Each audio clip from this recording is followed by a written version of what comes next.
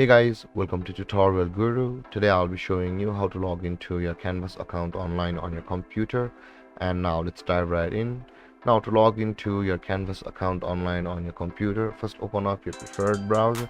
As I've already opened the Google Chrome, and in the search bar click over there and type in the address canvas.net and hit on enter.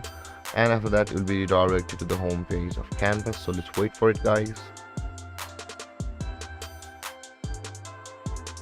And after the page loads, guys, at the top right corner of the screen you can see there is the login button available for us. Click on that login button,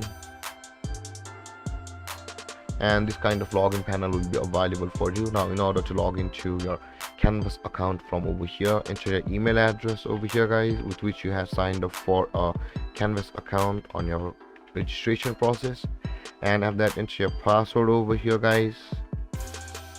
But guys, if you have forgotten your password, you can already set it from over here where it says the forgot password. If you click on that button, you'll be taken to a procedure where you'll be able to reset your Canvas account password.